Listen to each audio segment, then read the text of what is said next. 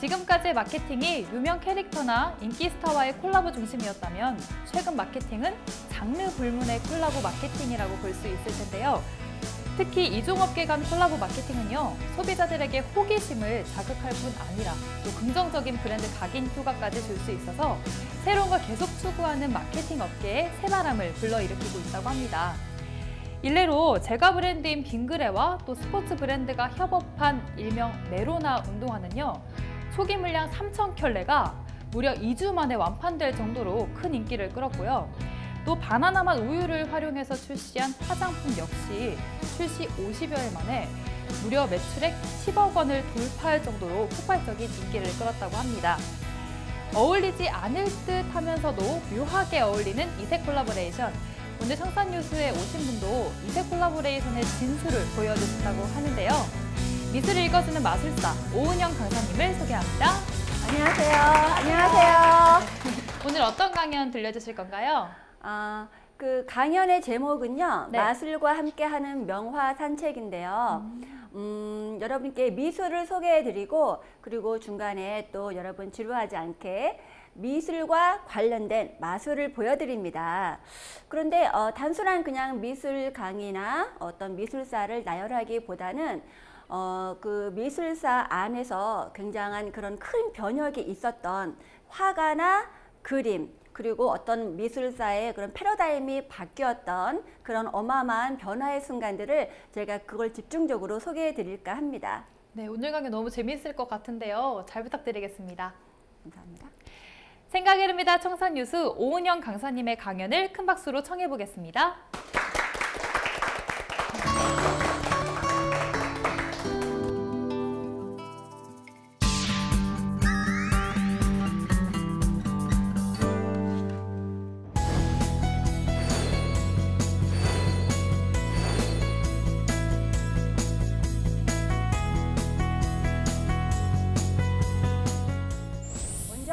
제 소개를 잠깐 해드릴까 합니다.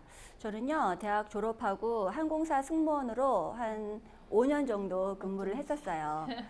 그때 마술을 취미로 접하게 됐는데, 취미로 배우기 시작한 지 한 2달 만에 회사에 사표를 내고 마술사의 길로 들어섰습니다.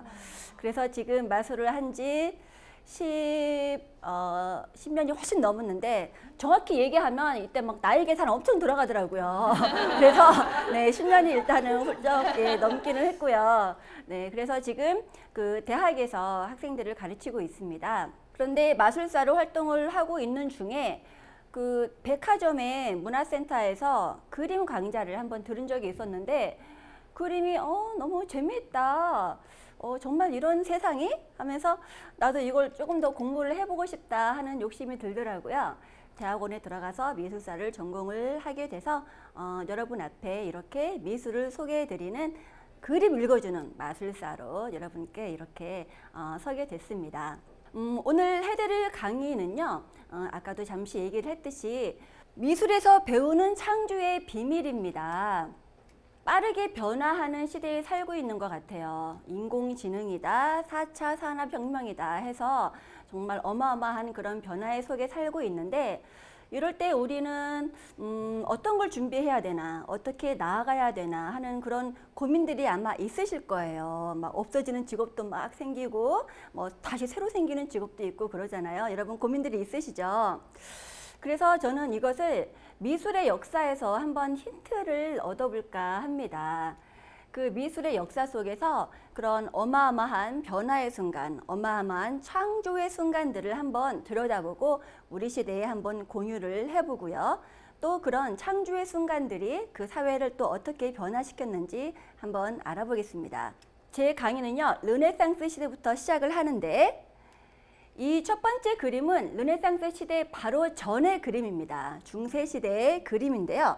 두초 디 부오닌 세냐의 산 위에서의 그리스도 유혹이라는 그림입니다. 바로 이 악마에게 온 세상에 권세를 주겠다는 그런 유혹을 받는 예수님께서 이를 단호하게 물리치는 그런 성경의 장면을 그린 것입니다. 그런데 예수님과 악마와 천사들이 있고 그 발밑에 세상들이 좀 약간 어색하지 않으세요? 특히 이 세상이 마치 좀 레고의 성처럼 좀 이상하게 그려졌죠. 그렇죠?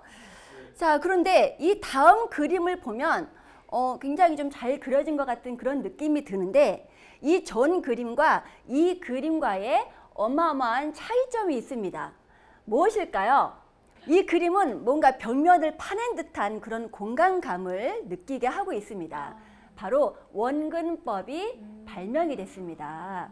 원근법은요, 그때 15세기 피렌체에서 건축가였던 브루넬리스키가 최초로 개발을 했고요. 그의 제자가 회화에 최초로 적용시킨 바로 그 그림이 되겠습니다. 바로 이 그림을 처음 볼 때 사람들이 어마어마하게 놀랐다 그래요. 이런 그림을 처음 봤기 때문입니다. 하지만 아까 그 그림이 못 그렸다고는 할 수는 없어요.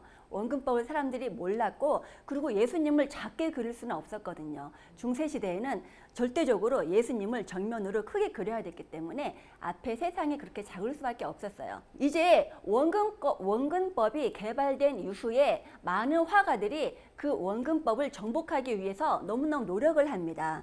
이 우첼로도 자기의 그런 인생 목표를 원근법을 정복하는 걸로 삼을 만큼 많이 거기에 집착을 했는데 아쉽게도 이 우첼로는 아까 마사초와 같은 천재성이 좀 덜했어요.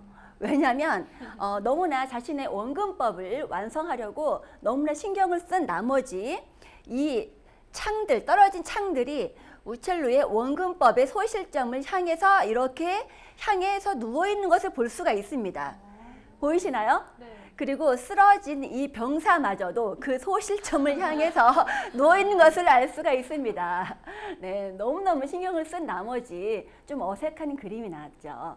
네, 이렇게 이 화가들은 원근법이 개발된 이후에 굉장히 이걸 정복하려고 많이 노력을 했고요. 르네상스 시대 중반이 지나면 이제 화가들의 기본적인 역량이 돼요. 이제 원근법을 맞춰서 그리지 않으면 못 그린 그림이 되는 거예요.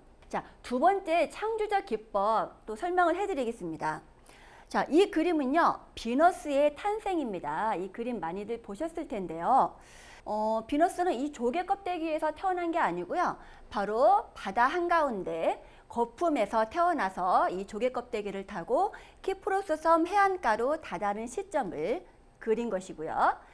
이 왼쪽에 서풍의 신 제피로스가 볼 빵빵하게 바람을 불어서 이 조개 껍데기를 해안가로 밀어주고 있고요. 그 여인이 옆에 꽃의 요정 클로리스가 같이 이렇게 안고 있습니다. 꽃의 요정이기 때문에 사방에 이렇게 꽃이 흩날리고 있고요.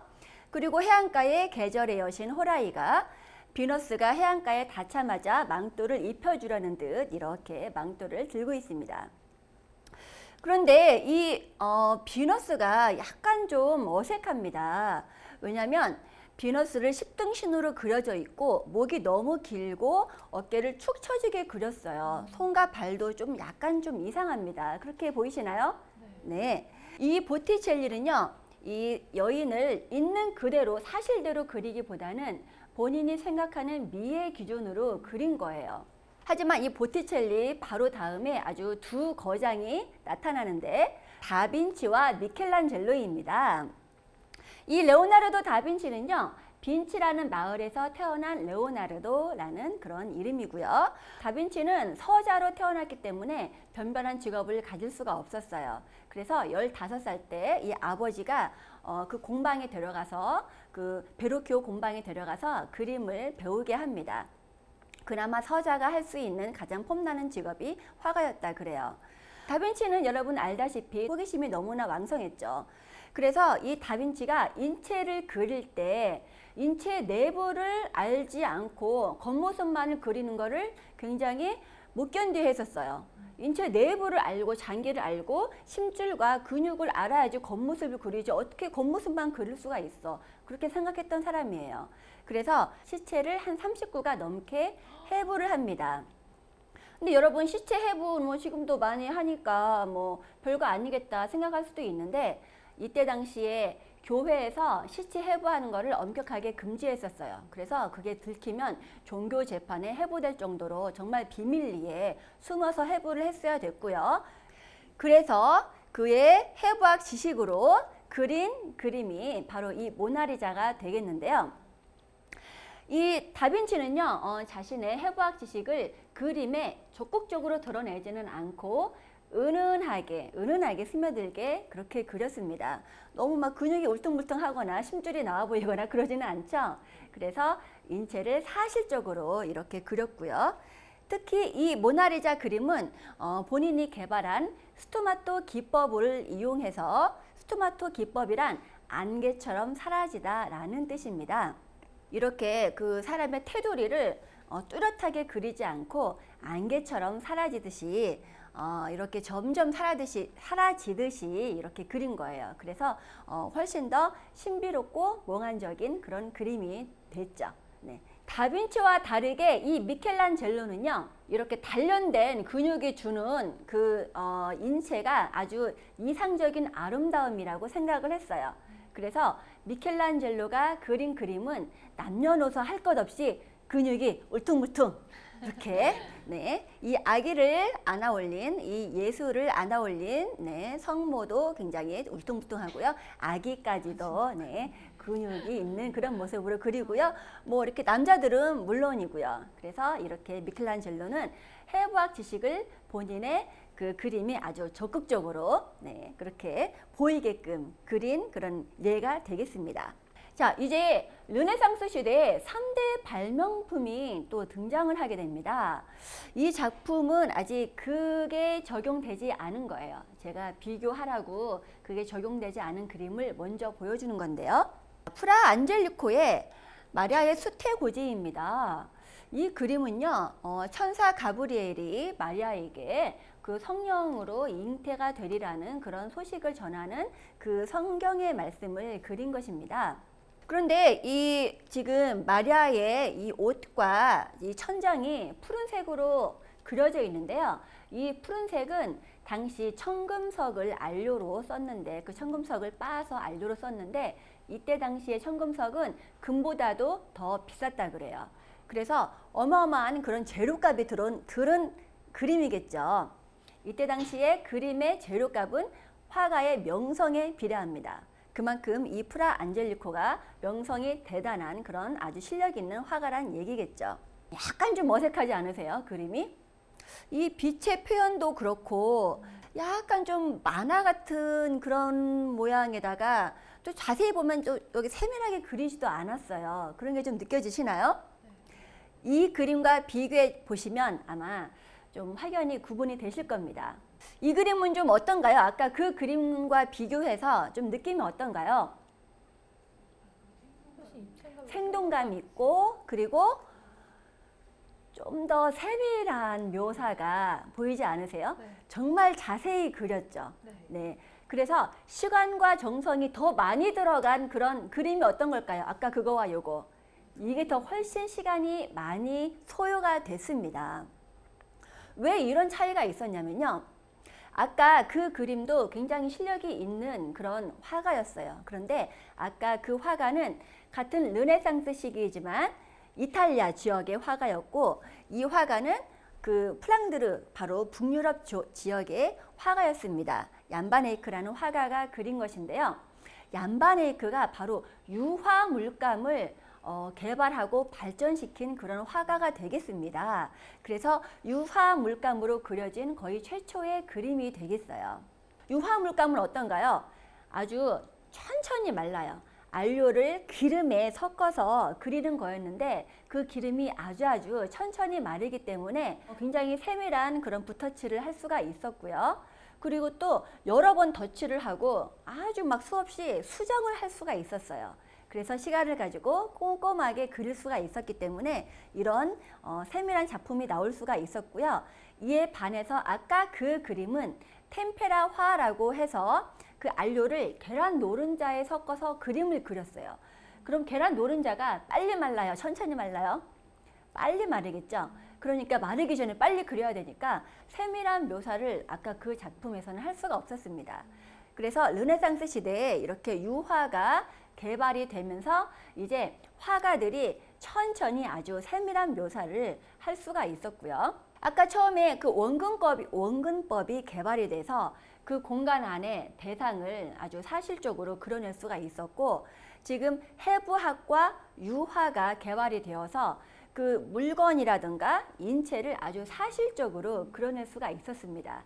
그래서 르네상스 시대는 바로 그 보이는 대상을 아주 그 화폭에 생생하게 그려내는 것을 목표로 두었어요. 와, 누가 봐도 사실적이다 하는 그림을 목표로 두었다는 것이죠. 자, 이 그림도 유화로 그려진 그림인데 어떤가요? 잘 그려진 느낌이 나시나요? 네.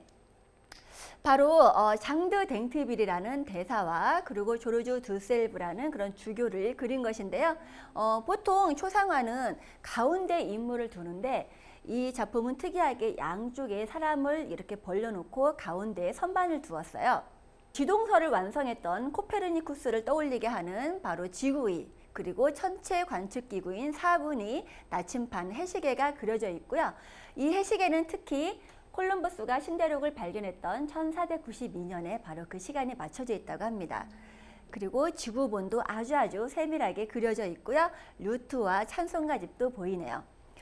다 세밀하게 그려져 있는데 그런데 이건 무엇일까요? 이거는 뭔가가 길쭉한 게 있네요. 이건 뭔지 잘 모르시겠죠? 딴 건 다 알아보겠는데 바로 해골입니다. 해골. 해골을 길쭉하게 늘려서 그려놓은 것입니다. 자, 이쪽 시점에서 바라보면 해골이 아주 선명하게 보입니다. 해골을 늘려서 그려놨기 때문에 이 해골이 서양 미술에 등장하면 거의 무조건 죽음을 상징합니다. 죽음, 메멘토 머리, 죽음을 기억하라 라는 뜻입니다. 이렇게 부와 권력, 과학적인 지식들이 죽음 앞에서는 한낱 헛되다는 의미로 한스 홀바인이 마지막에 이렇게 그려놓은 것입니다. 자, 이 유화까지 해서 르네상스 시대에 3대의 발명품이 있었습니다. 이런 획기적인 그런 발명품으로 인해서 정말 못 그리는 것이 없는 그런 그림이 되었고요. 이것저것 뭐 나는 이것까지 그릴 수 있다 하는 생각으로 이것저것 그리다 보니까 화폭 안에 너무 많은 것을 또 그려내려고 했었어요. 바로 오른쪽에 이런 그림들처럼 말이죠. 지금 두 그림은 제목이 같습니다. 사울의 개종이라는 그런 작품인데 이 사울의 개종은 무슨 말이냐면 이것도 역시 성경에 있는 그런 이야기인데요. 이 기독교인을 핍박하는 그 사울이 그 기독교인을 잡으러 가다가 예수님의 음성을 듣고 말에서 이렇게 떨어지면서 예수님의 음성을 듣는 그 시점을 그린 게 바로 사울의 개종입니다. 자, 그런데 이 미켈란젤로의 그림을 보면 물론 미켈란젤로의 특유의 막 힘과 활력이 넘칩니다. 이 말도 그렇고 사람들도 그렇고 그러나 좀 어떤가요? 너무 많은 그런 이야기를 보여주려고 치중하다 보니까 이게 좀 여러 사람들도 너무 많고 사울이 또 어디 있는지 잘 보이지도 않고 좀 딱 그 이야기가 막 들어오지는 않습니다. 하지만 이탈리아의 바로크 시대를 이끌었던 까라바조라는 사람이 이렇게 그리기 시작했습니다. 어떤 차이가 있나요? 확대해 놓은 것 같은. 그렇죠. 사방은 어둡게 하고 이 중요한 부분만 자신이 이야기하고자 하는 부분만 딱 조명을 때려서 그 부분만 밝게 그린 것입니다. 이해가 가시죠? 네. 이 전그림을 또 보면요. 사방을 어둡게 하고 그리고 바로 예수님의 상처를 확인하는 그런 도마의 모습인데 예수님의 상처 이 부분만 밝게 확대를 했잖아요. 그래서 이야기하고자 하는 주제를 사람들이 금방 알게 되고 사람의 마음을 울리게 되는 그런 그림을 그리게 된 것이죠. 바로 명암법 키아로스쿠르라고 하는데요. 이 까라바조가 이런 그림을 최초로 그려낸 사람입니다. 이제부터는 바로크 시대부터 인상주의에 이르기까지 화가들이 어떤 다른 표현을 했는지 어떤 화가 자신의 개성을 표현을 하려고 노력했는지 그런 것들을 2부 시간에 한번 알아보도록 하겠습니다. 자, 여러분 감사합니다.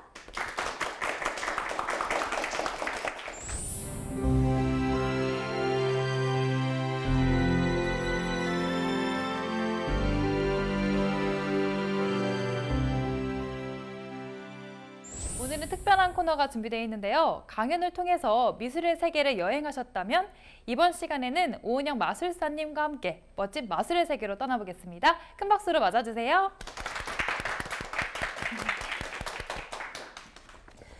제가 어떤 공책을 가지고 왔습니다. 이렇게 아무것도 없는 공책이에요. 맞나요? 네. 여러분께서 미술 상식이 이렇게 아무것도 없을 수도 있습니다. 자, 그런데 오늘 제 강의를 듣다 보면 네. 이렇게 미술이 서서히 오! 보이게 되실 거예요. 서서히 우와, 보이시고 오늘 제 강의를 네. 2부까지 다 들으신다면 명화가 우와. 선명하게 여러분 또 아는 바뀌었네요. 만큼 보이신다고 이렇게 선명하게 보이실 겁니다. 네. 박수 박수 박수. 자, 제가 사회자님께 지폐 한 장만 빌려보고 싶습니다. 네. 지폐 한 장을 빌려주세요. 여기 있습니다. 네. 자. 오, 5만 원짜리. 이거 사라져도 괜찮나요? 네. 그건 좀. 이 노란색 종이 위에다가 우리 네. 사회자님의 사인을 커다랗게 해주세요. 네. 네. 자, 제가 보여드릴게요. 이거 닫고 이 사인을 잘 기억해 주세요. 보이시죠? 이 사인한 5만 원짜리를 제가 이렇게 한 번 접고 두 번 접고 여러 번 접어서요. 제가 여기 지갑을 준비했습니다. 이 지갑 안에 잘 넣어 드릴 테니까 잃어버리지 않게 높이 들고 계세요. 높이. 제가 그림을 준비했어요. 네. 오늘 주제가 그림이었으니까요. 이 그림 중에서 먼저 네. 하나를 콕 찍어 주세요. 이거요. 이거 네. 그대로 빼놓고요. 자, 이렇게 놓겠습니다. 이렇게. 자, 이 그림들은요, 바로 과일 그림들입니다. 과일 그림들. 이 찍으신 과일을 제가 드릴 건데 먼저 뽑지 못하신 그 과일입니다. 이 과일 무슨 과일일까요? 귤 오렌지입니다. 오렌지. 오렌지. 반고흐의 작품이고요. 네. 오렌지 정물화. 그리고 이거는 무슨 과일 같으세요? 복숭아. 복숭아입니다. 모네 작품이고요. 그리고 요건요. 사과. 사과. 네. 사과 그림으로 가장 유명한 화가 누구일까요? 세잔의 사과가 제일 유명합니다. 세잔.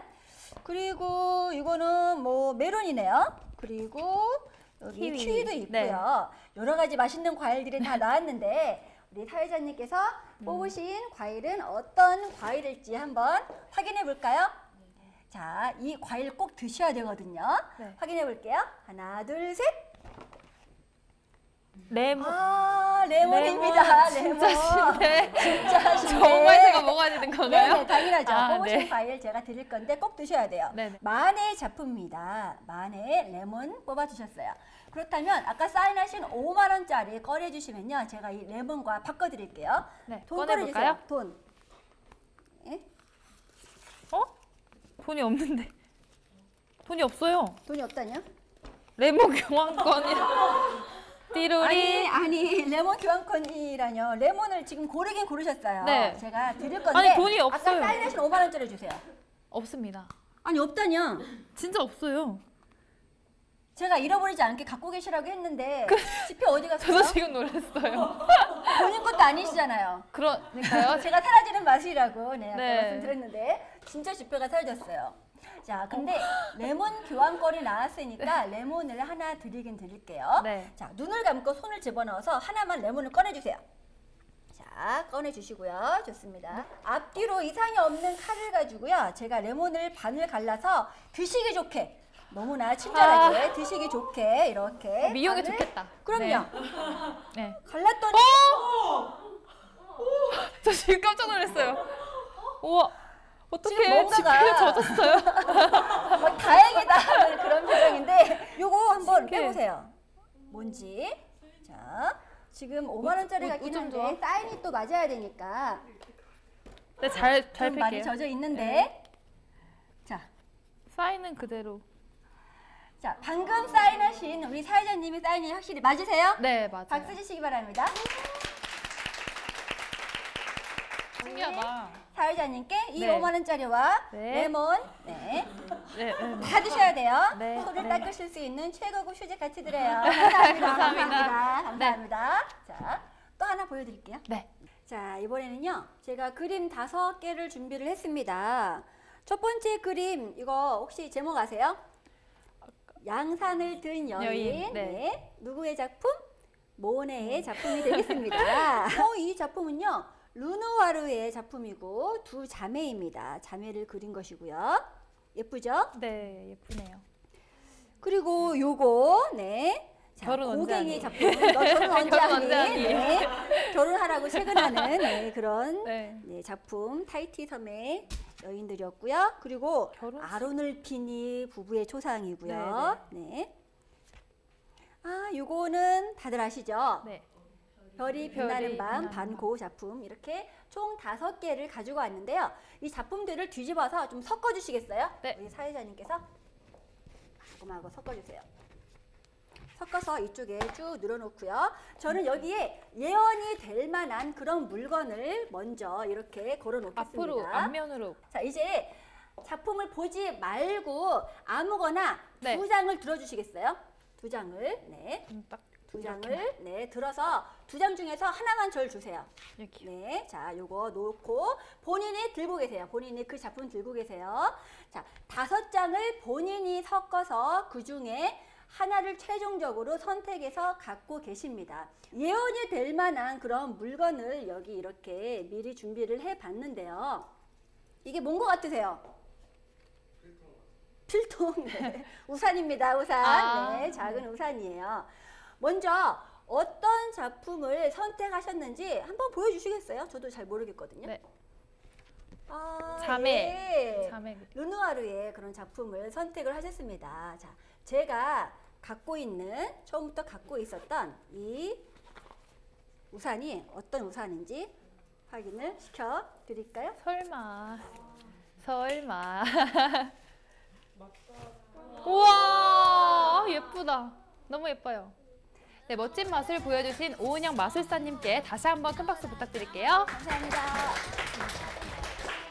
오은영 강사님의 강연은요, 다음 시간에도 이어지니까요, 계속해서 함께 해주시기 바랍니다. 멈춰있던 마음과 생각이 흐르는 시간 청산 뉴스, 다음 시간에도 함께 해주세요.